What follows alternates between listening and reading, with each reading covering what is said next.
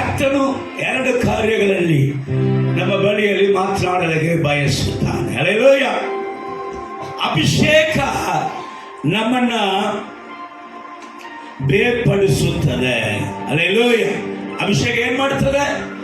ನಮ್ಮನ್ನ ಸಪರೇಟ್ ಮಾಡುತ್ತದೆ. ಅಭಿಷೇಕ ನಮ್ಮನ್ನ ಬೇರ್ಪಡಿಸುತ್ತದೆ.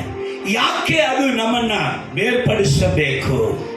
ಯಾಕೆ ಅದು ನಮ್ಮನ್ನ ಸಪರೇಟ್ ಮಾಡಬೇಕು? ಯಾತಕ್ಕಾಗಿ ನಾವು ಬೇರ್ಪಡಿಸಲ್ಪಡಬೇಕು? ಯಾತಕ್ಕಾಗಿ ನಾವು ಸಪರೇಟ್ ಆಗಿ ಬದಲಾಗಬೇಕು ಅನ್ನುವಂಥ ಕಾರ್ಯಗಳನ್ನ ಕರ್ತನು ಈ ದಿನದಲ್ಲಿ ನಮ್ಮಲ್ಲಿ ಹೇಳಿಕೊಡಲಿಕ್ಕಿದ್ದಾನೆ. ಹಲ್ಲೆಲೂಯ. ಮೊದಲನೇ ಕಾರ್ಯ, ಅಭಿಷೇಕ ನಮ್ಮನ್ನು ಏನ್ ಮಾಡ್ತದೆ? ಬೇರ್ಪಡಿಸುತ್ತದೆ.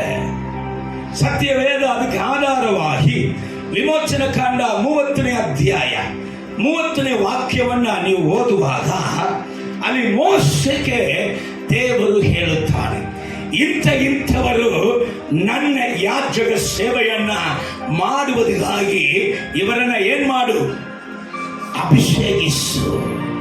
ಇವರನ್ನ ಏನ್ ಮಾಡಿ? ಅಭಿಷೇಕಿಸು. ಅಲ್ಲಿ ಹೇಳಲ್ಪಡುತ್ತದೆ, ಆರೋನನ್ನು ಅವನ ಕುಮಾರನನ್ನು ಅಭಿಷೇಕಿಸಿ ಅವರು ನನಗೆ ಯಾಜಕ ಸೇವೆ ಮಾಡುವಂತೆ ಅವರನ್ನು ಪ್ರತಿಷ್ಠೆ ಮಾಡು. ಹಲ್ಲೆಲೂಯ. ಅವರನ್ನ ಏನ್ ಮಾಡು? ನನಗಾಗಿ. ಅವರು ಮೊದಲು ಇದ್ದದ್ದು ಬೇರೆ, ಈಗ ಅವರು ನನಗಾಗಿ. ನಾನು ನನ್ನ ಸೇವೆಗಾಗಿ ಅವರನ್ನ ಉಪಯೋಗಪಡಿಸಿಕೊಳ್ಳುವುದಿಗೆ ಮೊದಲು ಅವರಿಗೆ ಬೇಕಾಗಿರುವುದು ಅಭಿಷೇಕ. ಹಲ್ಲೆಲೂಯ. ಅಭಿಷೇಕ ಮಾಡಿದ ಮೇಲೆ ಅವರನ್ನ ಏನ್ ಮಾಡಬೇಕಂತೆ? ಪ್ರತಿಷ್ಠೆ ಮಾಡಬೇಕು. ಇದು ದೇವರಿಗಾಗಿ, ಇದು ದೇವರ ಸೇವೆಗಾಗಿ, ಇಂಥವರು ಕರ್ತನಿಗಾಗಿ ಎಂಬುದಾಗಿ ಅವರನ್ನ ಏನ್ ಮಾಡಬೇಕು? ಪ್ರತಿಷ್ಠೆ ಮಾಡಬೇಕು. ಅಂದ್ರೆ ಇನ್ನು ಕೆಳಗೆ ಹೋಗುವಾಗ ಗೊತ್ತಾಗುತ್ತದೆ, ವ್ಯಕ್ತಿತ್ವಗಳು ಮಾತ್ರ ಅಲ್ಲ, ಕರ್ತನಿಗಾಗಿ ಉಪಯೋಗಪಡಿಸಲ್ಪಡುವಂತ ಪಾತ್ರೆಗಳು ಕೂಡ ಅದು ಏನಾಗಬೇಕು? ಅದು ಅಭಿಷೇಕಿಸಿ ಅದು ಬೇರ್ಪಡಿಸಲ್ಪಡಬೇಕು. ಅಲ್ಲಿ ನೋಡೋಣ, ವಿಮೋಚನ ಕಾಂಡ 40ನೇ ಅಧ್ಯಾಯ 10ನೇ ವಾಕ್ಯವನ್ನ ನೀವು ಓದಿ ನೋಡುವಾಗ, ದಹನ ಬಲಿಪೀಠವನ್ನು ಅದರ ಎಲ್ಲಾ ಸಾಮಾನುಗಳನ್ನು ನೀನು ಅಭಿಷೇಕಿಸಿ ಬಲಿಪೀಠವನ್ನು ಪವಿತ್ರ ಮಾಡು. ಹಲ್ಲೆಲೂಯ. Praise the Lord. ಅಭಿಷೇಕ ಏನ್ ಮಾಡುತ್ತದೆ? ಪರಿಶುದ್ಧ ಮಾಡುತ್ತದೆ. ಅಭಿಷೇಕ ಏನ್ ಮಾಡುತ್ತದೆ? ಅಯ್ಯ, ಅಂಗಡಿಯಲ್ಲಿ ಇದ್ದಂತ ಪಾತ್ರೆಯೇ, ಯಾರೋ ಕೈಯಿಂದ ಮಾಡಲ್ಪಟ್ಟಂತೆ ಪಾತ್ರೆಯೇ, ಆದ್ರೆ ಅದು ಕರ್ತನಿಗಾಗಿ ಆ ಪಾತ್ರೆಯನ್ನ ದೇವರು ತೆಗೆದುಕೊಳ್ಳುವಾಗ ಎಲ್ಲಾ ಪಾತ್ರೆಗಳಂತೆ ಆ ಪಾತ್ರೆ ಇರಬಾರದು. ಎಲ್ಲಾ ಪಾತ್ರೆಗಳಂತೆ ಅದು ಇರಬಾರದು. ಅದು ಅಭಿಷೇಕಿಸು. ಅದನ್ನ ಅಭಿಷೇಕಿಸಿದ್ರೆ ಮಾತ್ರ ಅದು ಕರ್ತನಿಗಾಗಿ ಉಪಯೋಗ ಪಡುವುದಕ್ಕೆ ಸಾಧ್ಯ. ಅದನ್ನ ಅಭಿಷೇಕಿಸಿ ಅದನ್ನ ಪರಿಶುದ್ಧ ಪಾತ್ರೆ ಎಂಬುದಾಗಿ ಅದನ್ನ ಬೇರ್ಪಡಿಸು. ಎಲ್ಲ ಅಶುದ್ಧ ಪಾತ್ರೆಗಳ ಮಧ್ಯದಲ್ಲಿ ಅದು ಇರಬಾರದು. ಎಲ್ಲ ಅಶುದ್ಧ ಪಾತ್ರೆಗಳಂತೆ ಅದಲ್ಲ, ಅದು ವಿಶೇಷವಾದದು.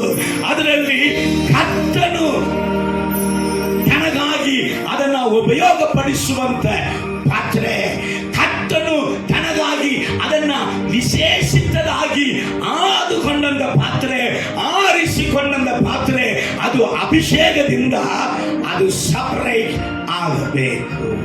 ಹಲ್ಲೆಲೂಯ. Praise the Lord. ಹಂಗಂದ್ರೆ ಬಲಿಪೀಠವು ಏನಾಗಬೇಕಂದ್ರೆ, ಬಲಿಪೀಠವು ಪರಿಶುದ್ಧವಾಗಬೇಕು. ಈ ಬಲಿಪೀಠದಲ್ಲಿ ಅಭಿಷೇಕ ಇದ್ರೆ ಇದು ಪರಿಶುದ್ಧವಾಗಿ ಇರುತ್ತದೆ. ಈ ಬಲಿಪೀಠಗಳಲ್ಲಿ ಅಭಿಷೇಕ ಇಲ್ಲದಿದ್ರೆ ಬಲಿಪೀಠಗಳು ಪರಿಶುದ್ಧವಾಗಿ ಇರುವುದಕ್ಕೆ ಸಾಧ್ಯವೇ ಇಲ್ಲ. ಹಲ್ಲೆಲೂಯ. ಇನ್ನು ನಿಮಗೆ ತಿಳಿಯುವಂತ ರೀತಿಯಲ್ಲಿ ನಾನು ಒಂದು ವಾಕ್ಯವನ್ನು ತೋರಿಸಿಕೊಡ್ತೇನೆ. ಓದೋಣ. ಧರ್ಮೋಪದೇಶ ಕಾಂಡ 7ನೇ ಅಧ್ಯಾಯ 6ನೇ ವಾಕ್ಯವನ್ನು ಓದೋಣ.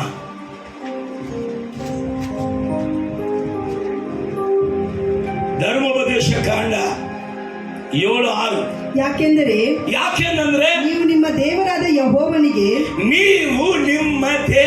ಯೆಹೋವನಿಗೆ ಮೀಸಲಾದ ಜನರಾಗಿದ್ದೀರಲ್ಲವೇ. ನೀವು ಪರಿಶುದ್ಧ ಜನರಾಗಿ ಇದ್ದೀರಲ್ಲವೇ. ನೀವು ಯಾರು?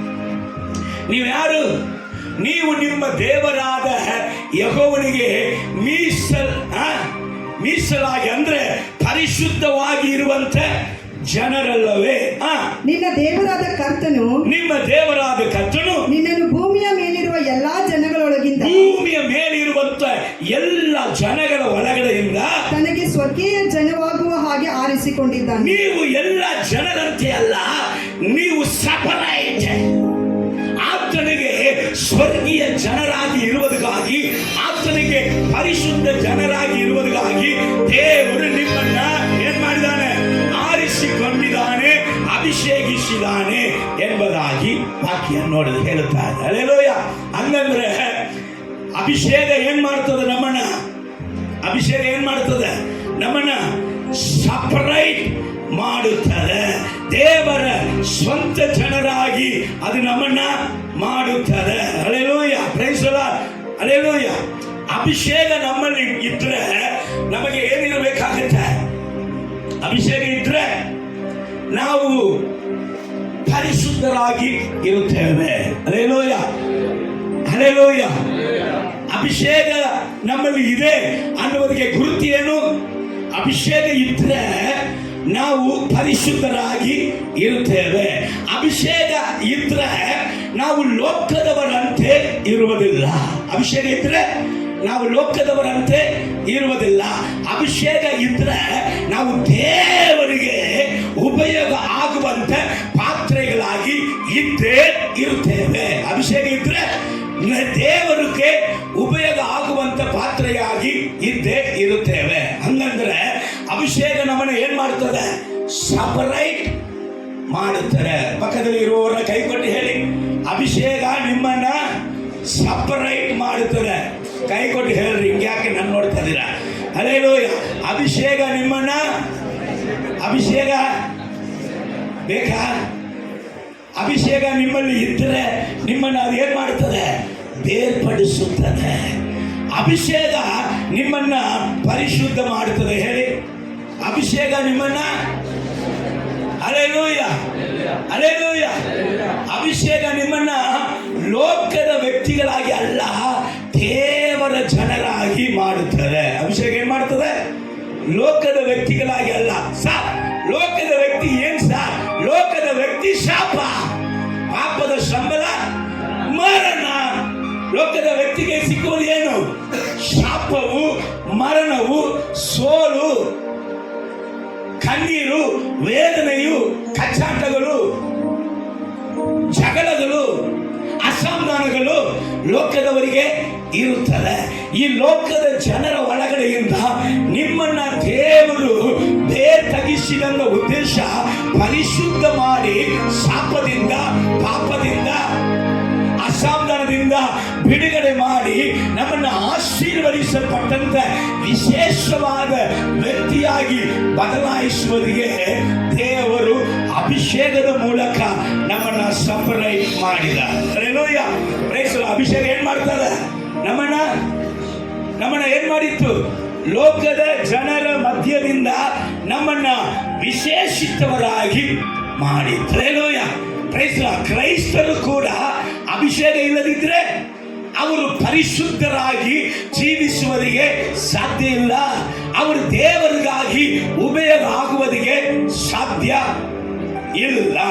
ಅವರು ದೇವರ ಸ್ವರ್ಗೀಯ ಜನರಾಗಿ ಇರುವುದಕ್ಕೆ ಸಾಧ್ಯ ಇಲ್ಲ.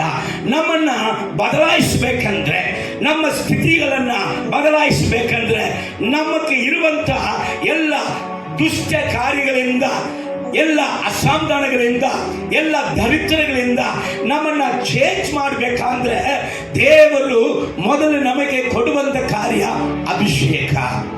ಸಮಯ ಒಂದು ತಿಳ್ಕೋಬೇಕು. ಅಭಿಷೇಕ ಬೇರೆ, ವರಗಳು ಬೇರೆ. ಅಭಿಷೇಕ ಬೇರೆ, ವರಗಳು ಬೇರೆ. ಅಲ್ಲಿ ವಾಕ್ಯ ಹೇಳ್ತದೆ, ಪಾತ್ರೆಗಳಿಗೂ ಸಾಮಾನುಗಳಿಗೂ ಏನಾಗಬೇಕು? ಅಭಿಷೇಕ ಬೇಕು. Hallelujah, praise the Lord. ಆದ್ರೆ ಅಭಿಷೇಕ ಬಂದ ಕೂಡಲೇ ವರಗಳು ನಮ್ಮಲ್ಲಿ ಬರಲೇ ಬೇಕು. ವರಗಳು ಬರುತ್ತದೆ, ಫಲಗಳು ಬರುತ್ತದೆ. ಮೊಟ್ಟ ಮೊದಲಾಗಿ ನಮ್ಮಲ್ಲಿ ಬರಬೇಕಾಗಿರುವುದು ಅಭಿಷೇಕ. ಹಲ್ಲೆಲೂಯ. ಒಬ್ಬ ಮನುಷ್ಯ ನಮ್ಮ ಮನೆ ಒಳಗಡೆ ಬರ್ತಾರಂತ ತಿಳ್ಕೊಳ್ಳಿ, ಬರೀ ಕಾಲ್ ಮಾತ್ರ ಹಿಂಗಿಟ್ಟು ಹೋಗ್ಬಿಡ್ತಾರೋ, ಇಲ್ಲಂದ್ರೆ ತಲೆ ಮಾತ್ರ ಒಳಗಡೆ ತೋರಿಸಿ ಹೋಗ್ಬಿಡ್ತಾರೋ. ಒಬ್ಬ ವ್ಯಕ್ತಿ ಬಂದ್ರೆ ಏನ್ ಮಾಡ್ತಾರೆ? ಮುಳುಸಾಗಿದ್ದಾನೆ ಒಳಗೆ ಬರ್ತಾರೆ, ಹೌದಲ್ಲ? ಹಾಗೆಯೇ ಅಭಿಷೇಕ ಬಂದ್ರೆ ಅಭಿಷೇಕಕ್ಕೆ ಇರುವಂತ ಗುಣಗಳು ನಮ್ಮ ಜೀವಿತದಲ್ಲಿ ಬಂದೇ ಬರುತ್ತದೆ. ನೋಡೋಣ, ಧರ್ಮೋಪದೇಶ ಕಾಂಡ 7ನೇ ಅಧ್ಯಾಯ 7ನೇ ವಾಕ್ಯ ಹೇಳ್ತಾರೆ, ದೇವರೇ ನಿನ್ನನ್ನು ಸ್ವರ್ಗೀಯ ಜನರಾಗಿ, ನಿನ್ನ ಪ್ರಜೆಗಳಾಗಿ ನಮ್ಮನ್ನ ಈ ಲೋಕದ ಒಳಗಡೆಯಿಂದ, ಈ ಭೂಮಿಯಲ್ಲಿ ಇರುವಂತ ಎಲ್ಲ ಜನರ ಮಧ್ಯದಿಂದ ನಮ್ಮನ್ನ ನೀನು ಶ್ರೇಷ್ಠವಾಗಿ ಆರಿಸಿಕೊಳ್ಳುವುದಕ್ಕೆ ನಮ್ಮಲ್ಲಿ ಏನು ವಿಶೇಷಿತ ಕಾರ್ಯ ಇತ್ತು ಅಂತ ನಾವು ಕೇಳಬಹುದು. ಏನಪ್ಪ ನನ್ನಲ್ಲಿ ಒಂದು ಬ್ಯೂಟಿ ಇತ್ತು, ಏನ್ ವಿಶೇಷತೆಯನ್ನ ಕಂಡು ನೀ ನನ್ನನ್ನು ಆರಿಸಿಕೊಂಡಿ ಅಂತ ನಾವು ಕೇಳುವಾಗ ಸತ್ಯ ವೇದ ಹೇಳುತ್ತದೆ. ಧರ್ಮೋಪದೇಶ ಕಾಂಡ 7:7 ಓದಮ್ಮ. ನಿಮ್ಮನ್ನು ಎಲ್ಲಾ ಜನಾಂಗಗಳಲ್ಲಿ ಹೆಚ್ಚು ಮಂದಿ ಎಂದು ಇಷ್ಟಪಟ್ಟು ಆದುಕೊಳ್ಳಲಿಲ್ಲ. ಸರ್, ನಿಮ್ಮನ್ನ ಹೆಚ್ಚು ಮಂದಿ, ನೀವು ದೊಡ್ಡ ಮಂದಿ ಅಂತ ನಿಮ್ಮನ್ನ ನಾನು ಆರಿಸಿಕೊಂಡಿಲ್ಲ.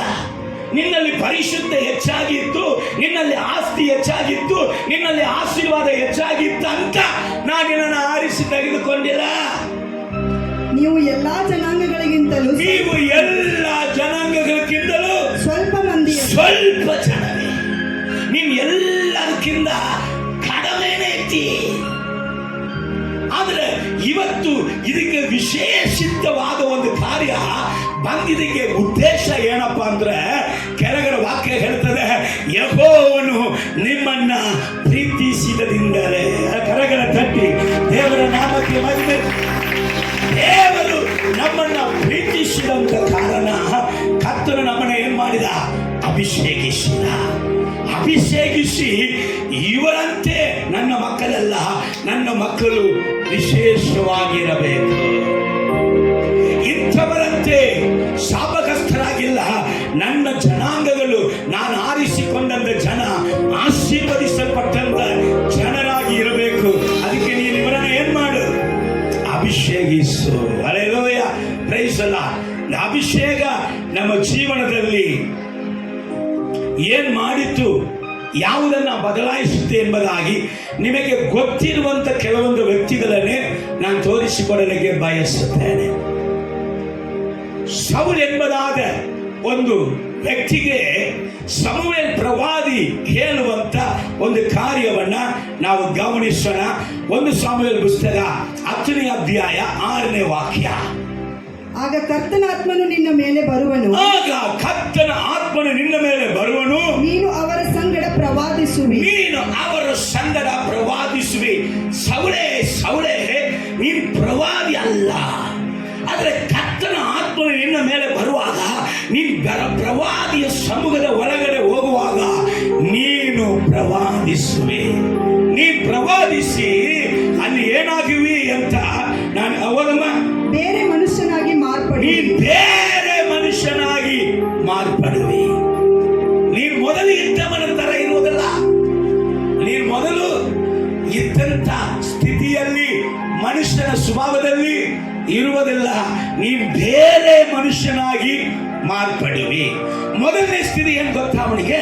ಈಗ ಸೌಲಿಗೆ ಸಮುವೇಲ್ ಹೇಳ್ತಾರೆ, ಸೌಲೆ ದೇವರು ನಿನ್ನನ್ನ ಅರಸನಾಗಿ ಮಾಡಲಿಕ್ಕಿದ್ದಾನೆ. ಹೇಳಿದಾಗ ಸೌಲಿಗೆ ನಂಬಕ್ಕೆ ಆಗಲಿಲ್ಲ. ಸೌಲ್ ಹೇಳ್ತಾನೆ, ಏನ್ ಹೇಳ್ತೀರಾ ಪ್ರವಾದಿ?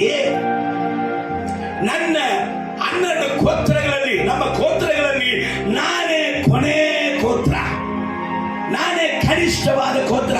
ಅದರಲ್ಲಿಯೂ ನನ್ನ ಕುಟುಂಬ ಇನ್ನೂ ಕನಿಷ್ಠವಾದದ್ದು. ನಾವು ಕತ್ತೆ ಮೇಯಿಸುವವರು. ನಮಗೆ ಒಂದು ಸಾಧಾರಣವಾದ ಆಶೀರ್ವಾದವನ್ನ ಹೇಳಿದ್ರೆ ಪರವಾಗಿಲ್ಲ, ಆದ್ರೆ ನಮಗೆ ನೀವು ಏನು ಹೇಳ್ತೀರಾ? ಇಂಥ ವ್ಯಕ್ತಿಯನ್ನ ಅರಸನ ಸ್ಥಾನದಲ್ಲಿ ದೇವರು ಮಾಡ್ತಾರೆ ಅಂತ ಹೇಳ್ತೀರಲ್ಲ, ಏನ್ ನಂಬಲಿ? ಗಮನಿಸ್ರಿ, ಅವನ ಕುಟುಂಬವು ದರಿದ್ರವಾದ ಕುಟುಂಬ, ಅವನ ಸ್ಥಿತಿ ಕನಿಷ್ಠವಾದ ಧೂಳಿನಲ್ಲಿ ಇರುವಂತ ಸ್ಥಿತಿ. ಅವನಿಗೆ ನಂಬಕ್ಕೆ ಆಗಲಿಲ್ಲ, ನಾನು ಈ ಸ್ಥಿತಿಯಿಂದ ಇಂಥ ಉನ್ನತವಾದ ಸ್ಥಾನಕ್ಕೆ ನಾನು ಬರ್ತೀನಿ ಅಂತ ಹೇಳುವಂತ, ನೀನ್ ಬರ್ತಿ ಅಂತ ಹೇಳುವಂತ ಮಾತುಗಳನ್ನ ಅವನ ಜೀವಿತದಲ್ಲಿ ನಂಬಕ್ಕೆ ಆಗಲಿಲ್ಲ. ಹಳೆಯ ಮನುಷ್ಯ. ಅದರ ವಾಕ್ಯ ಹೇಳುತ್ತದೆ, ಪರಿಶುದ್ಧ ಆತ್ಮನು ನಿನ್ನ ಮೇಲೆ ಬರಲು ನೀನು ಬೇರೆ ಮನುಷ್ಯನಾಗಿ ಮಾರ್ಪಾಡು ಹೊಂದುವೆ. ಯಾರಾಗುವಿ? ಮೊದಲ ಸ್ಥಿತಿ ಹೇಗಿದೆ? ಕನಿಷ್ಠನಯ್ಯ, ಧೂಳಯ್ಯ, ದರಿದ್ರಯ್ಯ, ಶಾಪಗ್ರಸ್ತರಯ್ಯ. ನಾವೇನು ಮೇಲೆ ಬರಕ್ಕಾಗುತ್ತೆ? ಆದರೆ ಅದೇ 10ನೇ ಅಧ್ಯಾಯ 1ನೇ ವಾಕ್ಯ ಓದಮ್ಮ. ಇವನನ್ನ ಮೇಲುಗಡೆ ತರುವುದಿಗೆ, ಇವನನ್ನ ಬೇರೆ ಮನುಷ್ಯನಾಗಿ ಇವನ ಜೀವಿತವನ್ನ ಬದಲಾಯಿಸುವುದಿಗೆ ದೇವರು ಇವನಲ್ಲಿ ಮಾಡಿದಂತ ಕಾರ್ಯಗಳು ಏನು? ಓದಮ್ಮ. ಆಗ ಸಮುವೇಲನು ಎಣ್ಣೆಯ ಪಾತ್ರೆಗಳನ್ನು ತಕ್ಕೊಂಡು ಅವನ ತಲೆಯ ಮೇಲೆ ಒಯ್ದು ಮುತ್ತಿಟ್ಟು ಅವನಿಗೆ ಕರ್ತನು ನಿನ್ನನ್ನು ತನ್ನ ಬಾಧ್ಯತೆ ಮೇಲೆ ನಾಯಕನಾಗಿರಲು ಅಭಿಷೇಕ ಮಾಡಿದ್ದಾನೆ. ಹಲ್ಲೆಲೂಯಾ. ಕರಗಳ ತಟ್ಟು. ನೀನು ನಾಯಕನಾಗಿ ನಿನ್ನ ಸ್ಥಿತಿ ಬದಲಾಗುವುದಕ್ಕೆ, ನೀನು ಆಶೀರ್ವಾದ ಹೊಂದುವುದಕ್ಕೆ, ದೇವರ ಉದ್ದೇಶದಂತೆ ನೀನು ಮಾರ್ಪಾಡು ಹೊಂದುವುದಕ್ಕೆ ದೇವರು ನಿನ್ನನ್ನ ಅಭಿಷೇಕಿಸಿದನು. ಹಲ್ಲೆಲೂಯಾ. ಅಭಿಷೇಕ ಏನ್ ಮಾಡುತ್ತದೆ? ಹಳೆಯ ಮನುಷ್ಯನ ಜೀವಿತ ಅಲ್ಲ, ದಾಸತ್ವದ ಜೀವಿತ ಅಲ್ಲ, ನಾಯಕನ ಸ್ಥಿತಿಯನ್ನ ಕೊಡುವಂಥದ್ದು ಅಭಿಷೇಕವಾಗಿದೆ. ಹಲ್ಲೆಲೂಯಾ. Praise the Lord. ಕೆಳಗೆ ಹೇಳ್ತಾನೆ ನೋಡಿ, 7ನೇ ವಾಕ್ಯ ಓದಮ್ಮ. ಈ ಗುರುತುಗಳು ನಿನಗೆ ಸಂಭವಿಸಿದಾಗ ದೇವರು ನಿನ್ನ ಸಂಗಡ ಇದ್ದಾನೆ. ಹಲ್ಲೆಲೂಯಾ. ಏನ್ ಸಂಭವಿಸುತ್ತದೆ?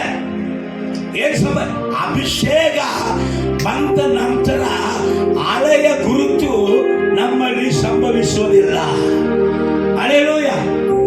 ಕೆಲವರು ಹೇಳ್ತಾರೆ, ನಾನು ಪರಿಶುದ್ಧನಾಗಿರೋದು ದೇವರಿಗೂ ನನಗೆ ಗೊತ್ತಾಗ್ತದೆ.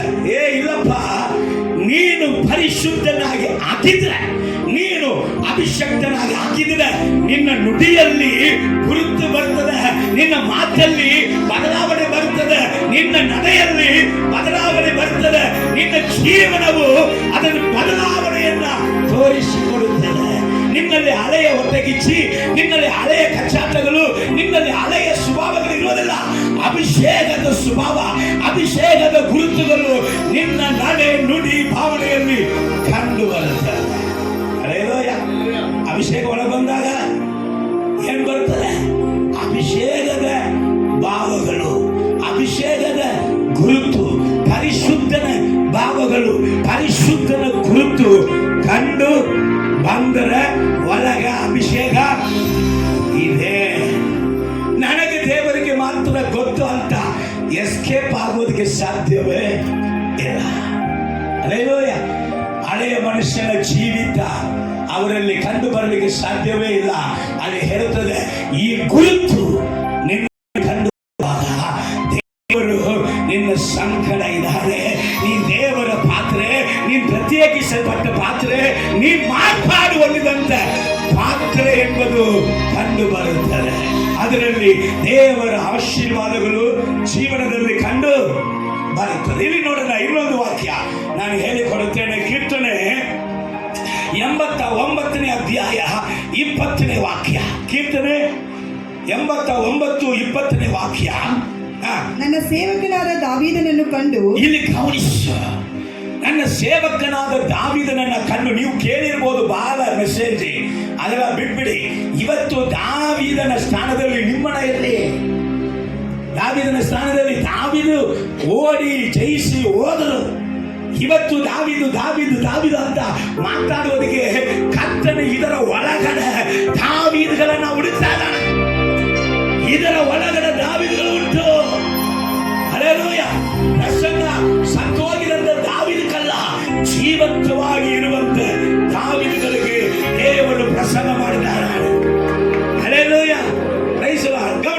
ಹಾ, ಪರಿಶುದ್ಧ ತೈಲದಿಂದ ಅವನನ್ನು ಅಭಿಷೇಕಿಸಿದ್ದಾನೆ. ನನ್ನ ಸೇವಕನಾಗಿ ಇರುವಂತ ದಾವೀದನನ್ನ ಪರಿಶುದ್ಧ ತೈಲದಿಂದ ಅಭಿಷೇಕ ಮಾಡಿದನು. ಯಾವಾಗ ಯಾವಾಗ ಗೊತ್ತಾ? ಯಾವಾಗ ಗೊತ್ತಾ? ಸಮುವೇಲು ಈಸಾಯಿ ಮನೆಗೆ ಬಂದಾಗ ದಾವೀದ ಏನ್ ಮಾಡ್ತಾ ಇದ್ದ? ದಾವೀದನನ್ನ ಕರೆಯಲಿಕ್ಕೆ ರೆಡಿ ಇಲ್ಲ. ಕೊನೆಯದಾಗಿ ಕರೆ ಅಂತ ಹೇಳಿದಾಗ ಅವನಿಗೆ ಕೊಡಲ್ಪಡುವಂತ ಉದಾಹರಣೆ ಕುರಿ ಮೇಯಿಸ್ತಾನ. ಏನ್ ಮೇಯಿಸ್ತಾನೆ? ಆಡಲ್ಲಿ ಕಾಡಲ್ಲಿ ಕುರಿ ಮೇಯಿಸ್ತಾನ, ಆಡು ಮೇಯಿಸ್ತಾನ. ಆಡು ಮೇಯಿಸುತ್ತಾ ಇದ್ದಂತ ನನ್ನ ಸೇವಕನನ್ನ ನಾನು ಅಭಿಷೇಕಿಸಿ, ಹಲ್ಲೆಲೂಯಾ, ಸಾಮಾನ್ಯವಾಗಿ ತಿರಸ್ಕಾರ ಮಾಡುವಂತ ಸ್ಥಾನದಲ್ಲಿ ಯಾರು ಕೂಡ ಕಿಮ್ಮತ್ತು ಕೊಡದೇ ಇರುವಂತ ಸ್ಥಾನದಲ್ಲಿ ನೀನು ಅಭಿಷಕ್ತನು ನಿನ್ನನ್ನು ಪ್ರತ್ಯೇಕಿಸಿಕೊಳ್ಳುವುದು ಎಷ್ಟು ಮುಖ್ಯ ಅಂತ ಹೇಳ್ತಾ ಇದ್ದೇನೆ. ಅಭಿಷೇಕವು ನಿಮ್ಮ ನನ್ನ ಜೀವಿತದಲ್ಲಿ ನಮ್ಮನ್ನ ಉದ್ಧಾರ ಮಾಡಲೇ ಬೇಕು. ಇಲ್ಲದಿದ್ರೆ ಅಭಿಷೇಕದಲ್ಲಿ ಎಲ್ಲೋ ಕೋಲಾರು, ಅಭಿಷೇಕದಲ್ಲಿ ಎಲ್ಲೋ ಮಿಸ್ಟೇಕ್ ಆಗಿದೆ. ಹಲ್ಲೆಲೂಯಾ. ನಾನು ನನ್ನ ಸೇವಕನಾಗಿರುವಂತೆ ದಾವೀದನನ್ನ ಅಭಿಷೇಕ ಮಾಡುವೇನು ಎಂಬುದಾಗಿ ಅಲ್ಲಿ ಹೇಳಿ ಈಗ ಹೋದನ ಕೀರ್ತನೆ 89ನೇ ಅಧ್ಯಾಯ, ಕೀರ್ತನೆ 78ನೇ ಅಧ್ಯಾಯ 71ನೇ ವಾಕ್ಯ ಓದಮ್ಮ.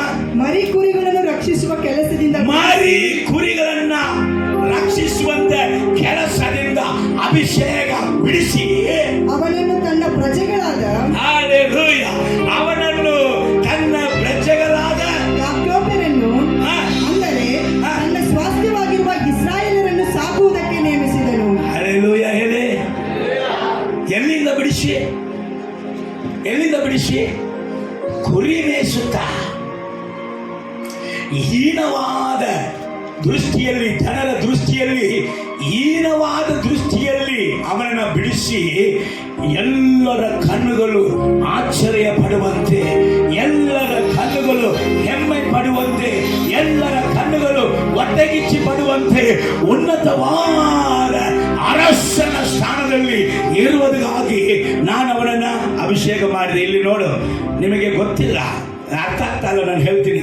ಒಂದು ಕಂಪನಿಯಲ್ಲಿ ಪರೀಕ್ಷೆ ವರ್ಷಕ್ಕೆ ಹೋಗಿದ, ಒಂದು ಕಂಪನಿಯಲ್ಲಿ ಪರೀಕ್ಷೆ ವರ್ಷಕ್ಕೆ ಹೋಗಿದವನನ್ನ ದೇವರ ಅಭಿಷೇಕ ಮಾಡಿ ಆ ಕಂಪನಿಗೆ MD ಆಗಿ ಮಾಡ್ಬಿಟ್ಟವ. ಎದಕ್ಕೆ ಹೋದ? ಏನ್ ಮಾಡಿದ್ರು? ಅಭಿಷೇಕ. ಇದನ್ನ ಮಾಡುವುದಕ್ಕಾಗಿಯೇ ಕರ್ತನು ನಮ್ಮನ್ನ ಅಭಿಷೇಕಿಸಿದ. ಕರಗಳ ತಟ್ಟು, ಕರಗಳ ತಟ್ಟು. ಹಾಗಾದರೆ ಕರ್ತನು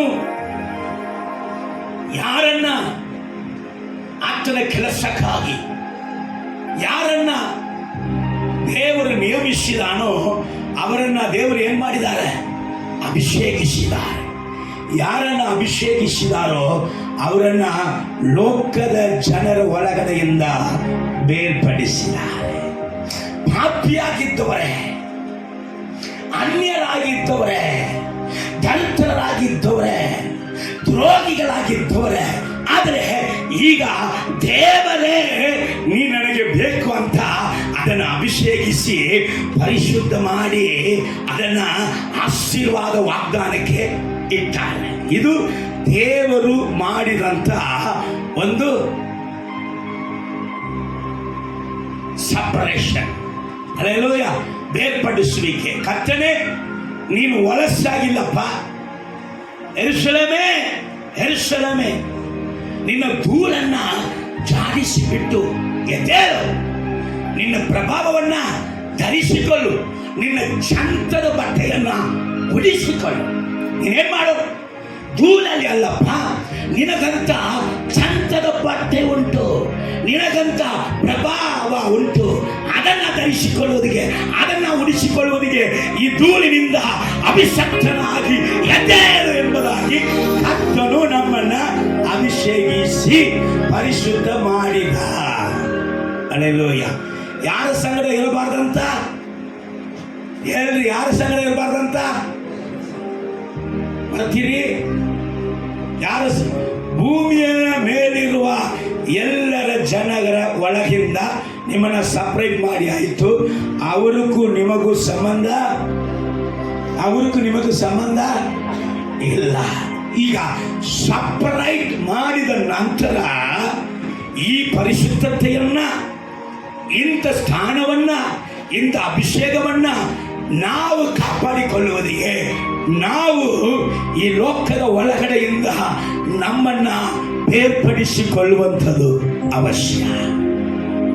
ಎರಡನೇ ವಿಷಯ ಏನು? ಮೊದಲು ದೇವರು ನಮ್ಮನ್ನ ಸಪರೇಟ್ ಮಾಡಿ ದೀನ ಸ್ಥಿತಿಯಲ್ಲಿ ಇದ್ದವನನ್ನ ಉನ್ನತ ಸ್ಥಾನಕ್ಕೆ ತರುವುದಿಗೆ, ದರಿದ್ರನಾಗಿದ್ದವನನ್ನ ಆಶೀರ್ವಾದಕ್ಕೆ ತರುವುದಿಗೆ, ಶಾಪಗ್ರಸ್ತನನ್ನ ಆಶೀರ್ವದಿಸುವಂತ ಪರಿಶುದ್ಧನಾಗಿ ಬದಲಾಯಿಸಿ ದೇವರು ಒಂದು ಸ್ಥಾನವನ್ನು ಕೊಡುವುದಕ್ಕಾಗಿ ಈ ಲೋಕದಲ್ಲಿ ಇರುವಂತ ವಲಸಿನಿಂದ ಕರ್ತನು ನಮ್ಮನ್ನು ಅಭಿಷೇಕಿಸಿ ಪ್ರತ್ಯೇಕಿಸಿದನು.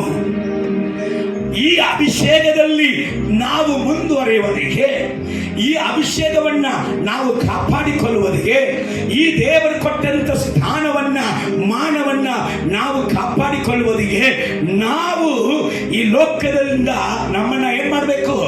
ಬೇರ್ಪಡಿಸಿಕೊಳ್ಳುವಂಥದ್ದು ಅವಶ್ಯ. ನಿಮಗೆ ಅದರ ವಾಕ್ಯವನ್ನ ನಾನು ಹೇಳಿಕೊಳ್ಳಲಿಕ್ಕೆ ಬಯಸುತ್ತೇನೆ. ಯೇಸು ಕ್ರಿಸ್ತನ ಕುರಿತಾಗಿ ಹೇಳುವ ಒಂದು ವಾಕ್ಯವನ್ನು ಗಮನಿಸೋಣ. ಇಬ್ರಿಯ ಪತ್ರಿಕೆ 1ನೇ ಅಧ್ಯಾಯ 9ನೇ ವಾಕ್ಯ.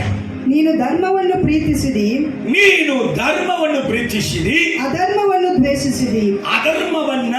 ದ್ವೇಷಿಸಿದಿ.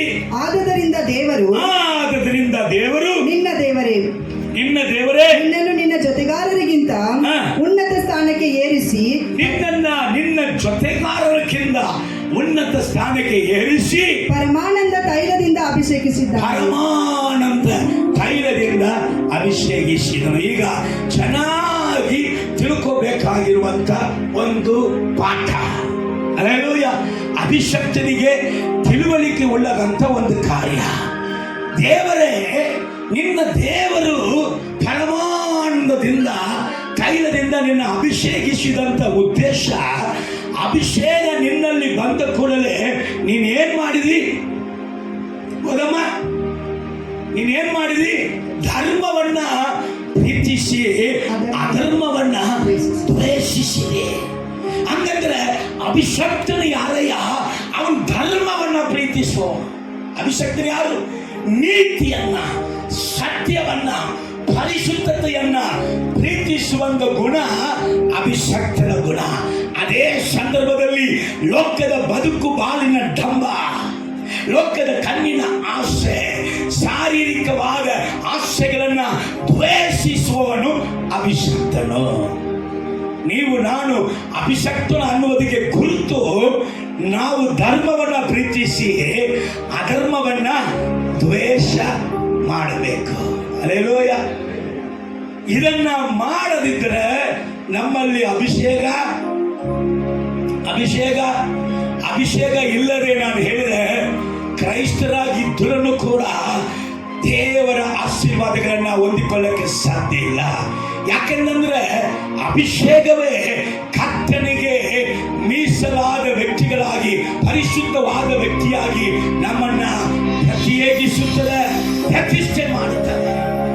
ನಾನು ಪ್ರತಿಷ್ಠೆ ಹೊಂದಿದಂತ ವ್ಯಕ್ತಿ, ನನ್ನ ಸಂಗಡ ದೇವರಿದ್ದಾನೆ ಅನ್ನುವಂತ ಒಂದು ಆಲೋಚನೆ ನನ್ನಲ್ಲಿ ಇರುವುದಾದರೆ ಅದು ಗುರುತು ಏನಂದ್ರೆ ಅಭಿಷೇಕವೇ ಅದು ನನಗೆ ಗುರುತು. ಹಲ್ಲೆಲೂಯಾ. ಅಭಿಷೇಕ ನನ್ನಲ್ಲಿ ಇದ್ದರೆ ಎರಡು ಕಾರ್ಯಗಳು ನನ್ನಲ್ಲಿ ಉಂಟಾಗುತ್ತದೆ. ನಾನು ಅಧರ್ಮವನ್ನ ದ್ವೇಷಿಸುತ್ತೇನೆ, ಧರ್ಮವನ್ನ ಪ್ರೀತಿಸುತ್ತೇನೆ. ಹಲ್ಲೆಲೂಯಾ. ಯೇಸು ಕ್ರಿಸ್ತನ ಕಾರ್ಯ ನಿಮಗೆ ಗೊತ್ತು. ಮತ್ತೆಯ ಸುವಾರ್ತೆ 4ನೇ ಅಧ್ಯಾಯ 1ರಿಂದ 10 ವಾಕ್ಯಗಳು ಎಲ್ಲರಿಗೂ ಗೊತ್ತಿರುವ ಒಂದು ವಿಷಯ.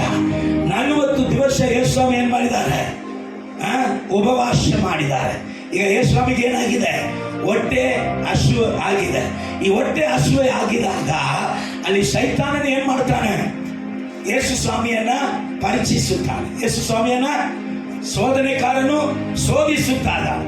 ಯಾವ್ದು ಮೂಲಕ ಶೋಧಿಸುತ್ತಾನೆ ಅಂತ ನೀವು ನೋಡಿದ್ರೆ 3 ವಿಷಯಗಳನ್ನ ತರ್ತಾನೆ. ಅದೆಲ್ಲ ಶಾರೀರಿಕವಾದದ್ದು. ಈ ಶರೀರಕ್ಕೆ ಸಂಬಂಧಪಟ್ಟ ಶಾರೀರಿಕವಾದ ಕಾರ್ಯಗಳನ್ನ ಟೆಂಪ್ಟೇಷನ್ ಅನ್ನ ಯೇಸು ಸ್ವಾಮಿಗೆ ಕೊಟ್ಟು ಶೋಧಿಸುತ್ತಾ ಇದ್ದಾನೆ. ಆದ್ರೆ ಇವನು ಕೊಟ್ಟಂತ ಶೋಧನೆಯಲ್ಲಿ ದೇವರು ಜಯಿಸುತ್ತಾರೆ. ಹೇಗೆ ದೇವರು ಜಯಿಸುತ್ತಾರೆ ಅಂದ್ರೆ, ಇವನು ಕೊಡುವುದಲ್ಲ ಶಾರೀರಿಕವಾದುದು, ದೇವರು ಜಯಿಸುವುದಲ್ಲ ಆತ್ಮಿಕವಾದದು. ಈ ಆತ್ಮಿಕವಾದ ಅನುಭವದಿಂದ ಕರ್ತನು ಈ ಶಾರೀರಿಕವಾದ ಶೋಧನೆಯನ್ನ ಜಯಿಸುವುದನ್ನ ಅಲ್ಲಿ ನಾವು ನೋಡ್ತಾ ಇದ್ದೇವೆ. ಮೊದಲು ಅವನು ದೇವರಿಗೆ ಇಡುವಂಥದ್ದು, ದೇವರು ಹೊಟ್ಟೆ ಹಸುವೆಯಲ್ಲಿ ಇರುವಾಗ, ಹೊಟ್ಟೆ ಹಸುವೆ ಜಾಸ್ತಿ ಆಗಿದಲ್ಲ, ಈ ಕಲ್ಲುಗಳನ್ನ ಏನ್ ಮಾಡು, ರೊಟ್ಟಿಯಾಗಿ ಮಾಡಿ ಇನ್ನು ಹೊಟ್ಟೆಯನ್ನು ತುಂಬಿಕೊಳ್ಳು. ಫಸ್ಟ್ ಏನ್ ಮಾಡ್ತಾನೆ, ಶರೀರ ಹಸುವೆಯಾಗಿದೆ, ಶರೀರ ದಾಗವಾಗಿದೆ, ಶರೀರಕ್ಕೆ ಹಸುವೆಯಾಗಿದೆ, ಈಗ ಶರೀರವನ್ನ ತೃಪ್ತಿಪಡಿಸುವಂತ ಕಾರ್ಯಗಳನ್ನ ಮಾಡಂತಾನೆ. ಕರ್ತನ ಆತ್ಮನು ಕರ್ತನಾದ ಯೇಸು ಕ್ರಿಸ್ತನು ಅಲ್ಲಿ ಹೇಳ್ತಾ ಇದ್ದಾನೆ. ನಮ್ಮ ಭಾಷೆಯಲ್ಲಿ ಹೇಳಬೇಕಂದ್ರೆ ಹೋಗಲೇ ಮಾರಯ, ಹೋಗಲೇ ಮಾರಯ. ಮನುಷ್ಯನು ರೊಟ್ಟಿಯಿಂದ ಮಾತ್ರವಲ್ಲ, ದೇವರ ಬಾಯಿಂದ ಹೊರಡುವಂತ ಒಂದು ಮಾತಿನಲ್ಲಿಯೂ. ಎರಡನೇ ವಿಷಯ, ನೀವು ದೇವರ ಮಗನು. ಯೇಸುವೆ ಯಾರು? ದೇವರ ಮಗನೇ. ಸಕಲ ಅಧಿಕಾರ ನಿನಗೆ ಉಂಟು, ನೀನ್ ದೇವರ ಮಗನ್ ತಾನೆ. ಯಾಕೆ ದೇವರ ಮಗನು ಅನ್ನುವಂತ ಒಂದು ಕಾರ್ಯವನ್ನ ನೀನ್ ತೋರಿಸಿಕೊಡ್ತಾ ಇಲ್ಲ? ಆ ಹೆಮ್ಮೆ ಯಾಕೆ ನಿನ್ನ ಹತ್ರ ಇಲ್ಲ? ನೀನೇನ್ ಮಾಡು, ಇಲ್ಲಿಂದ ಧುಮುಕು. ನಿನ್ನ ಶಿಷ್ಯರುಗಳು ಬಂದು ಏನ್ ಮಾಡ್ತಾರೆ, ದೂತರುಗಳು ಬಂದು ನಿನ್ನನ್ನ ಹಿಡಿದುಕೊಳ್ಳುತ್ತಾರೆ. ಏನ್ ಮಾಡ್ತಾರೆ? ಹೆಮ್ಮೆ. ತನಗೆ ಇರುವಂತ ಅಧಿಕಾರವನ್ನ ದೇವರ ಚಿತ್ತ ಇಲ್ಲದೆ ಉಪಯೋಗ ಪಡಿಸುವುದಿಗೆ ಹೆಮ್ಮೆಯನ್ನ ಹುಟ್ಟಿಸುತ್ತಾನೆ. ಅಲ್ಲಿ ಕರ್ತನಾದ ಯೇಸು ಕ್ರಿಸ್ತನು ಅವನಿಗೆ ಹೇಳುವಂತ ಮಾತು, ಎಲೇ ಮೂರ್ಖನೇ, ನಿನ್ನ ಕರ್ತನಾಗಿ ಇರುವಂತ ನಿನ್ನ ದೇವರನ್ನ ಪರಿಚಯಿಸಬಾರದೆ. ಅಭಿಷೇಕವು ಬಲವು ದೇವರ ಚಿತ್ತವನ್ನು ನೆರವೇರಿಸುವುದಕ್ಕೆ ಹೊರತು ನನ್ನ ಇಷ್ಟಕ್ಕೆ ನಾನೇ ಏನಾದರೂ ಒಂದು ಕಾರ್ಯವನ್ನ ನನಗಾಗಿ ಮಾಡುವುದಕ್ಕಾಗಿ ಅಲ್ಲ. ಎರಡನೇ ವಿಷಯ. ಮೂರನೇ ವಿಷಯವನ್ನ ನೀವು ಅಲ್ಲಿ ನೋಡಿದ್ರೆ, ಲೋಕದಲ್ಲಿ ಇರುವಂತ ಎಲ್ಲ ಡ್ಯಾನ್ಸ್, ರೆಕಾರ್ಡ್ ಡ್ಯಾನ್ಸ್, ಎಲ್ಲ ಡಿಜೆ ಗೀಚೆ ಎಲ್ಲ ತೋರಿಸ್ತಾರೆ. ಡಿಜಿಗಿ ಅಲ್ಲಿ ನೋಡಿ, ಇಲ್ಲಿ ನೋಡಿ, ಇಲ್ಲಿ ನೋಡಿ, ಅಲ್ಲಿ ನೋಡಿ. ಏಸಪ್ಪ ಎಷ್ಟು ಮಗಿಮೆ, ಎಷ್ಟು ಜಾಲಿ, ಎಷ್ಟು ಖುಷಿ, ಎಷ್ಟು ಮಜಾ. ಇದೆಲ್ಲ ನನ್ನನ್ನ ಈ ನಮಸ್ಕಾರ ಮಾಡಿ ಇದನ್ನ ತಗೋಲು ಅಂತಾನೆ. ಅದೇ ಏನನ್ನ ತೋರಿಸ್ತಾನೆ? ಯಾರಿಗೆ ತೋರಿಸ್ತಾನೆ? ಅಭಿಷೇಕನಿಗೆ. ಆದ್ರೆ ಯೇಸು ಸ್ವಾಮಿ ಅಲ್ಲಿ ಏನು ಹೇಳಿದ್ರು? ಲಯವಾಗ ಸೈತಾನ, ತೊಲಗಿ ಹೋಗು ಸೈತಾನ. ಆರಾಧನೆ ಯಾರಿಗಾಗಿ? ಮಹಿಮೆ ಯಾರಿಗಾಗಿ? ನಿನ್ನ ದೇವರಾಗಿರುವಂತ ಒಬ್ಬನೇ ದೇವರನ್ನೇ ನೀನು ನಮಸ್ಕರಿಸಬೇಕು, ಆರಾಧಿಸು. ಅಲ್ಲೇಲೂಯ. ಅವನು ಶಾರೀರಿಕವಾಗಿ ಪ್ರೇರೇಪಿಸಿದಂತ ವಿಷಯಗಳನ್ನ ದೇವರು ಹೇಗೆ ಜಯಿಸಿದ್ರು? ಆತ್ಮಿಕವಾಗಿ. ಅಲ್ಲೇಲೂಯ. ಹಂಗಂದ್ರೆ ಶಾರೀರಿಕವಾದ ಜೀವಿತದಿಂದ ಆತ್ಮಿಕವಾದ ಜೀವಿತದಲ್ಲಿ ನಡೆಯುವವನೇ ಅಭಿಷಕ್ತನು. ಶಾರೀರಿಕವಾದ ಜೀವಿತದಲ್ಲಿ ತನ್ನನ್ನು ನಡೆಸಿಕೊಳ್ಳುವವರು ಅಭಿಷಕ್ತರಲ್ಲ. ಶಾರೀರಿಕವಾದ ಕಾರ್ಯಗಳನ್ನ ಅಭಿಷೇಕದಲ್ಲಿ ಜಯವನ್ನ ಮಾಡುವಂತವರೇ ಅಭಿಷಕ್ತರು. ಈ ವಾಕ್ಯ ನೋಡಿದ್ರೆ ರೋಮನ್ ಪತ್ರಿಕೆ 8ನೇ ಅಧ್ಯಾಯ. ನಾನು ಮುಗಿಸಲಿಕ್ಕೆ ಹೋಗುತ್ತೇನೆ, ನೋಡೋಣ, ಸ್ವಲ್ಪ ಗಮನಿಸೋಣ. ರೋಮನ್ ಪತ್ರಿಕೆ 8ನೇ ಅಧ್ಯಾಯ 13ನೇ ವಾಕ್ಯವನ್ನ ಗಮನಿಸೋಣ. ನೀವು ಶರೀರ ಭಾವವನ್ನು ಅನುಸರಿಸಿ ಬದುಕಿದರೆ ಸಾಯುವುದು ನಿಶ್ಚಯ. ಅಭಿಷಕ್ತರೇ, ದೇವ ಸಭೆಯೇ, ದೇವ ಜನವೇ, ನೀವು ಶರೀರ ಭಾವಗಳನ್ನ ಅನುಸರಿಸಿ ನಡೆದರೆ ಸಾಯುವುದು ನಿಶ್ಚಯ. ಮರಣದ ಆತ್ಮ ನಿನ್ನ ಮನೆಗೆ ಬರುವುದು ನಿಶ್ಚಯ. ಮರಣದ ಆತ್ಮ ನಿನ್ನ ಕುಟುಂಬದಲ್ಲಿ ಬರುವುದು ನಿಶ್ಚಯ. ಮರಣದ ಆತ್ಮ ನಿನ್ನ ಕೆಲಸದಲ್ಲಿ ಬರುವುದು ನಿಶ್ಚಯ. ಮರಣದ ಆತ್ಮ ನಿನ್ನ ಬಿಸ್ನೆಸ್ ಅಲ್ಲಿ ಬರುವುದು ನಿಶ್ಚಯ. ಅಭಿಷಕ್ತನು ಏನ್ ಮಾಡಬೇಕು? ಅಲ್ಲಿ ಶರೀರ ಭಾವಗಳನ್ನ ಅನುಸರಿಸಿ ನಡೆಯಬಾರದು. ನಡೆಯದೆ ಏನ್ ಮಾಡಬೇಕು? ನೀವು ಪವಿತ್ರ ಆತ್ಮನಿಂದ ದೇಹದ ದುರಭ್ಯಾಸಗಳನ್ನ ನಾಶ ಮಾಡುವುದಾದರೆ ಎದರಿಂದ ನಾಶ ಮಾಡಬೇಕು? ಎದರಿಂದ ನಾಶ ಮಾಡಬೇಕು? ನಾನು ನಿಮಗೆ ಒಂದು ಟಿಪ್ಸ್ ಹೇಳಿಲ್ಲ. ಒಂದು ವೇಳೆ ಅಯ್ಯ ಮೊದಲ ತರ ನನ್ನ ಜೀವಿತದಲ್ಲಿ ಪಾಪವನ್ನು ಜಯಿಸಕ್ಕೆ ಆಗಲಿಲ್ಲ, ಮೊದಲ ತರ ನನ್ನ ಜೀವನದಲ್ಲಿ ದೇವರಿಗಾಗಿ ವೈರಾಗ್ಯವಾಗಿ ನಡೆಯುವುದಕ್ಕೆ ಆಗಲಿಲ್ಲ, ಇಂಥ ಒಂದು ಟೆಂಪ್ಟೇಷನ್ ಅಲ್ಲಿ ನಾನು ಹಾದು ಹೋಗ್ತಾ ಇದ್ದೀನಿ ಅಂತ ಹೇಳಿದ್ರೆ, ನಾನು ಒಂದು ಸೇವಕನು ಹೇಳಿದಂಥ ಒಳ್ಳೆ ಕಾರ್ಯಗಳನ್ನ ನಿಮಗೆ ಹೇಳಕ್ಕೆ ಬಯಸುತ್ತೇನೆ. ಅಗಸ್ಟಿನ್ ಶಿವಕುಮಾರ್ ಎಂಬುದಾದ ಸಹೋದರರು, ಅವರಿಗೆ ವಯಸ್ಸು 76 ಮೇಲೆ ಹೋಗ್ತಾರೆ, 78 ಇರಬೇಕಂತ ಅನಿಸ್ತಾ ಇದೆ. ಬೀಹಾರ್ ಎಂಬುದಾದ ರಾಜ್ಯಕ್ಕೆ ದೇವರು ಅವರನ್ನ ಕರೆದುಕೊಂಡು ಹೋಗಿ ಬೀಹಾರನ್ನ ಅಲ್ಲೋಲ ಕೊಲ್ಲೋಲ ಮಾಡುವಂತೆ ದೇವರ ಅದ್ಭುತ ಕಾರ್ಯಗಳನ್ನ ಅವರ ಮೂಲಕವಾಗಿ ಏರಾಳವಾಗಿ ಮಾಡಿದ್ದಾರೆ. ಇವತ್ತು ಅವರನ್ನ ಇಟ್ಟುಕೊಂಡು ಅನೇಕ ದೇಶಗಳನ್ನ ಗದರಿಸುತ್ತಾರೆ. ಇಂಥ ಸೇವಕರ ಮಗಳನ್ನ ರಷ್ಯಾಕ್ಕೆ ಓದುವುದಕ್ಕೆ ಕಲಿಸಿದರು. ಆದರೆ ರಷ್ಯಾದಲ್ಲಿ ಪಾಪ ಭಯಂಕರವಾಗಿ ತುಂಬಿಕೊಂಡಿರುವಂತ ಒಂದು ದೇಶ. ಅಲ್ಲಿ ಪರಿಶುದ್ಧವಾಗಿ ತನ್ನ ಪರಿಶುದ್ಧತೆಯನ್ನ, ತನ್ನ ಅಭಿಷೇಕವನ್ನ ಕಾಪಾಡಿಕೊಳ್ಳುವುದು ತುಂಬ ಕಷ್ಟವಾದ ಒಂದು ಕಾರ್ಯ. ಎಂತ ಮಟ್ಟಿಗೆ ಕಷ್ಟ ಅಂದ್ರೆ, ಈ ಮಕ್ಕಳು ಎಕ್ಸಾಮ್ ಅಲ್ಲಿ ಬರೆದು ಆ ಪೇಪರ್ ಟೀಚರ್ ಕೈಗೆ ಹೋಗಿದಾಗ ಆ ಪೇಪರ್ ಅನ್ನ ಕೈಯಲ್ಲಿ ಇಟ್ಟುಕೊಂಡು ಅಲ್ಲಿ ಆ ಟೀಚರ್ ಸ್ಯಾರ್ಗಳು ಹುಡುಗಿಯರನ್ನ ಕರೀತಾರೆ. ಇವರು ಲೈನ್ ಆಗಿ ನಿಂತಿರುವಾಗ ಹುಡುಗಿಯರಿಗೆ ಹೇಳುತ್ತಾರಂತೆ, ಏನಂತ, ನಿನಗೆ ಪಾಸ್ ಮಾರ್ಕ್ ನಾನು ಹಾಕ್ಬೇಕಂದ್ರೆ ಈ ಒಂದು ರಾತ್ರಿ ನೀನು ನನ್ನ ಸಂಗಡ ಇದ್ರೆ ನಿನ್ನ ಪಾಸ್ ಮಾಡ್ತೀನಿ. ಎಂಥ ಒಂದು ಕ್ರೂರವಾದ ಒಂದು ಪರಿಸ್ಥಿತಿಯಲ್ಲಿ ಇರುವಂಥ ಆ ರಷ್ಯಾ ದೇಶದಲ್ಲಿ ಈ ಹೆಣ್ಣು ಮಗಳು ತನ್ನ ತಂದೆಗೆ ಫೋನ್ ಮಾಡಿ ಅಳುತ್ತಾರಂತ, ಅಪ್ಪ ಇಲ್ಲಿ ಕಾಲೇಜಿಗೆ ಕಲಿಸಿದಿರಪ್ಪ, ಇಲ್ಲಿ ನನಗೆ ಇರಕ್ಕೆ ಆಗ್ತಲ್ಲಪ್ಪ, ಪರಿಶುದ್ಧವಾಗಿ ಇರಕ್ಕೆ ಆಗ್ತಲ್ಲಪ್ಪ, ಅನೇಕ ಕಾರ್ಯಗಳು ನನ್ನನ್ನು ಏನು ಮಾಡ್ತದೆ, ಬಹಳ ರೀತಿಯಲ್ಲಿ ನನ್ನ ಬಲಗೀನಪಡಿಸುತ್ತದೆ. ಇಲ್ಲಿ ಇರುವಂತ ಪಾಸ್ಟರ್ ಮಕ್ಕಳು ಅವರ ಮೂಲಕ ಪ್ರಾರ್ಥಿಸಿ ನಾನು ಬಲ ಹೊಂದಬೇಕಂದ್ರೆ ಅವರು ಕೂಡ ಈ ಕೆಟ್ಟತನಕ್ಕೆ ಒಳಗಾಗಿ ಹುಡುಗಿರಿಂದ ತಿರುಗಾಡಿ ಕುಡಿದು ನಾಶವಾಗ್ತಾ ಇದ್ದಾರಪ್ಪ, ಇಲ್ಲಿ ನನಗೆ ಇರಕ್ಕೆ ಆಗ್ತಲ್ಲ ಅಂತ ಹೇಳಿದಾಗ ಅವರ ತಂದೆ ಅಗಸ್ಟಿನ್ ಶಿವಕುಮಾರ್ ಅವರಿಗೆ ಹೇಳಿದಂತ ಒಂದು ಒಳ್ಳೆ ಆಲೋಚನೆ, ಅದನ್ನೇ ನಾನು ಸಭೆಗೆ ಹೇಳಕ್ಕೆ ಬಯಸುತ್ತೇನೆ. ಎಷ್ಟು ಟೆಂಪ್ಟೇಷನ್ಗಳು ಬಂದರು, ನಿಮ್ಮ ಪರಿಶುದ್ಧಕ್ಕೆ ವಿರುದ್ಧವಾಗಿ, ನಿಮ್ಮ ಅಭಿಷೇಕಕ್ಕೆ ವಿರುದ್ಧವಾಗಿ ಎಷ್ಟು ಟೆಂಪ್ಟೇಷನ್ಗಳು ಬಂದರೂ ಕೂಡ ಅವರು ಹೇಳಿದಂತ ಕಾರ್ಯ ಗೊತ್ತಾ, ಮಗಳೇ ನಿನ್ನ ಪ್ರಾರ್ಥನೆಯಲ್ಲಿ ಒಂದನ್ನ ಕೇಳು, ದೇವರೇ ನನ್ನ ಅಭಿಷೇಕದ ಅಳತೆಯನ್ನ ಹೆಚ್ಚು ಮಾಡಿ ಎಂಬುದಾಗಿ ಗೋಳ. ನಿನ್ನ ಅಭಿಷೇಕದ ಅಳತೆ ಹೆಚ್ಚಾಗಿದ್ರೆ ಈ ಟೆಂಪ್ಟೇಷನ್ಗಳನ್ನ ನೀನು ಜಯಿಸುವುದಕ್ಕೆ ಸಾಧ್ಯ. ಹಾಗೆಯೇ ಪ್ರಾರ್ಥಿಸಿ ಅದೇ ರಷ್ಯಾದಲ್ಲಿ 3 ವಿಧವಾದ ಸ್ಥಳದಲ್ಲಿ ಪ್ರಾರ್ಥನೆ ಕೂಟವನ್ನ ಅವರ ಮಗಳು ಪ್ರಾರಂಭಿಸಿದ. ಆದ ಕಾರಣ ದೇವರು ನಮ್ಮನ್ನ ಸಪರೇಟ್ ಮಾಡಿದ್ದಾರೆ, ಪರಿಶುದ್ಧ ಮಾಡಿ, ವಾಗ್ದಾನ ಮಾಡಿ, ದೇವರು ನಮ್ಮ ಸಂಗಡ ಇರುವುದಕ್ಕಾಗಿ ನಮ್ಮನ್ನ ಸಪರೇಟ್ ಮಾಡಿದ್ದಾರೆ. ನಾವು ಇಂಥ ಒಂದು ಉತ್ತಮವಾದ ವಿಶೇಷವಾದ ಆಶೀರ್ವಾದವನ್ನ, ಅಭಿಷೇಕವನ್ನ ಕಾದುಕೊಳ್ಳುವುದಿಗೆ, ಕಾಪಾಡಿಕೊಳ್ಳುವುದಿಗೆ ನಾವು ನಮ್ಮನ್ನ ಈ ಲೋಕದ ಒಳಗಡೆಯಿಂದ ನಮ್ಮನ್ನ ವೈರಾಗ್ಯವಾಗಿ ಸಪರೇಟ್ ಮಾಡಿಕೊಳ್ಳುವುದು ಅವಶ್ಯ. ಒಂದು ಕಾರ್ಯ ಹೇಳಿ ನಾನು ಮುಗಿಸುತ್ತೇನೆ. ಇದೇ ಅಗಸ್ಟಿನ್ ಶಿವಕುಮಾರ್ ಅಲ್ಲಿ ಬೀಗಾರ್ ಆ ಸ್ಥಳಗಳಲ್ಲಿ ಒಂದು ಕಳ್ಳತನ ಮಾಡುವಂತ ಒಂದು ವ್ಯಕ್ತಿಯನ್ನ ದೇವರಲ್ಲಿ ನಡೆಸಿದ್ದಾರೆ. ಅವರಿಗೆ ಹೆಂಡತಿ ಉಂಟು, 2 ಮಕ್ಕಳು ಉಂಟು.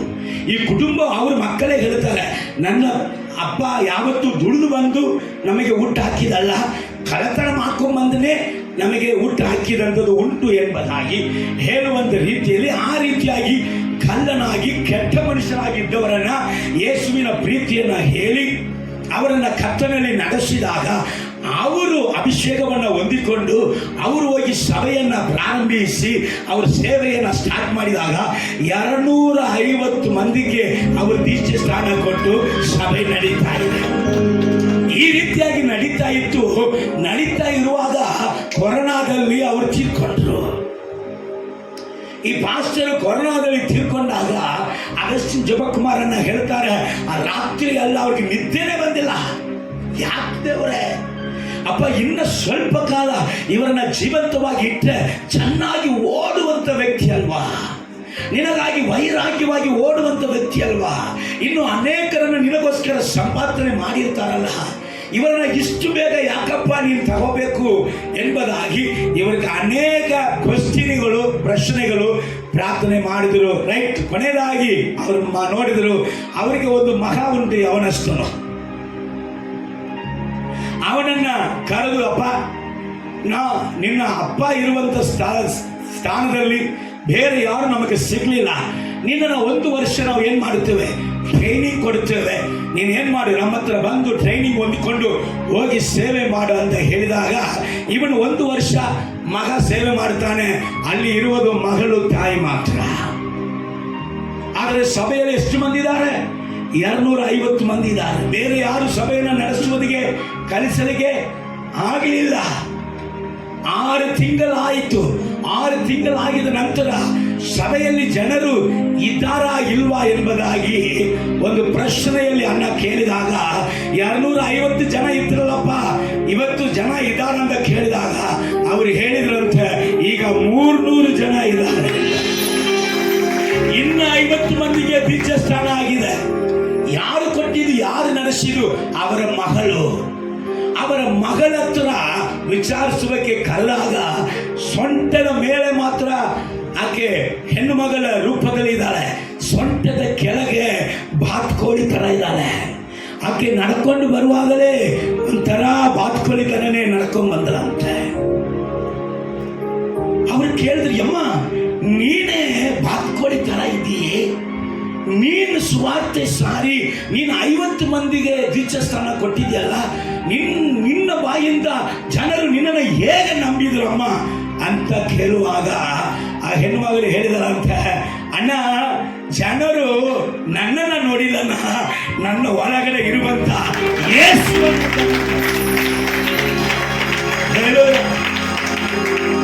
ಹಲೋ, ಅಭಿಷೇಕ ಎಲ್ಲವನ್ನು, ಅಸಾಧ್ಯವಾದ ಎಲ್ಲವನ್ನು ಅಭಿಷೇಕ ಸಾಧ್ಯ ಮಾಡುತ್ತದೆ. ಕರಗಳ ತಂದೆ, ಅಸಾಧ್ಯವಾದ ಎಲ್ಲವೂ ನನ್ನ ಜೀವಿತದಲ್ಲಿ ಸಾಧ್ಯವಾಗಬೇಕಾಗುವುದಾದರೆ ಅದು ಅಭಿಷೇಕದಿಂದಲೇ ಮಾತ್ರವೇ ಸಾಧ್ಯ. ನಂಬುವರು ಮಾತ್ರ ಎದ್ದು ನಿಂತವರಾಗಿ. ಹಾಲೆಲೂಯಾ.